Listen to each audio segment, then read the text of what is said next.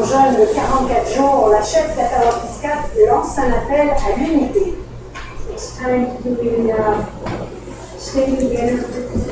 Mais la mobilisation risque-t-elle maintenant de s'essouffler? J'ose espérer que le plan qu'on nous présente maintenant pour avancer va être respecté. Également au téléjournal, fin d'un interdit dans l'armée américaine. Les femmes combattront en première ligne. We were all fighting the same fight. Et à son tour, l'Ontario pourrait avoir une femme première ministre dès ce week-end. Avoir une femme qui parle un peu de français avec un peu d'accent italien dans le français aussi. Et c'est pourquoi je suis ici. La justice sociale.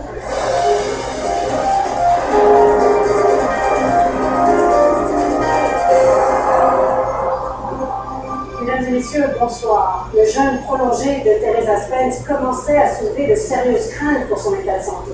La chef d'Ottawa-Piscate est sortie de l'hôpital aujourd'hui, affaiblie, mais sans avoir obtenu cette rencontre au sommet qu'elle demandait avec le Premier ministre Harper en présence du gouverneur général du Canada. Ce qu'elle a obtenu en contrepartie, c'est l'engagement des chefs autochtones et des partis d'opposition de poursuivre sa lutte. Daniel Smith. Acclamé par son peuple.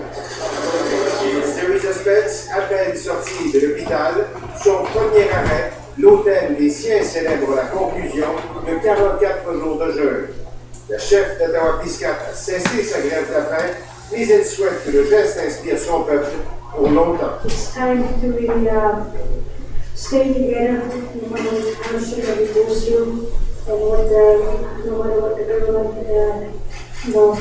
tends to do to us to divide us. But always remember that we're here together and we're here for our people. La chef Spence accepte la solution appuyée par l'Assemblée des Premières Nations, les libéraux, le NPD, qui endosse ses revendications pour qu'elle puisse mettre un terme à sa grève et garder la tête haute. Une réconciliation qui est un travail absolument nécessaire pour le pays, parce que nous avons un rendez-vous avec notre propre histoire et avec notre identité comme pays. Il réclame politiquement une rencontre immédiate avec la couronne fédérale, les provinces, l'application des traités, un meilleur partage des revenus des ressources. Plusieurs demandes, maintes fois formulées, le néo-démocrate Romeo Saganash en sait quelque chose. Après s'être battu toute sa vie pour faire respecter les droits des Premières Nations, il espère que cette fois, ce sera la bonne. 30 ans, c'est quasiment une vie à se battre.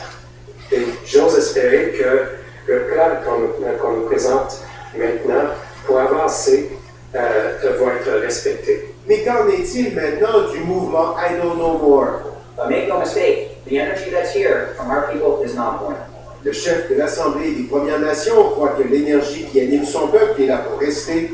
Les Autochtones sont unis, dit-il. La couronne doit négocier de bonne foi. We want to see the Crown come meaningfully to the table and address the outstanding treaty relationship. La balle est maintenant dans le camp des leaders autochtones et des gouvernements qui doivent travailler ensemble pour satisfaire les membres de la communauté, éviter surtout d'attiser la grogne. Donc, pour mettre un peu de pression, le néo-démocrate Romeo Saganash promet déjà un projet de loi privé dès la reprise des travaux la semaine prochaine pour faire respecter les droits des Premières Nations. Daniel Thibault, Radio-Canada, Ottawa.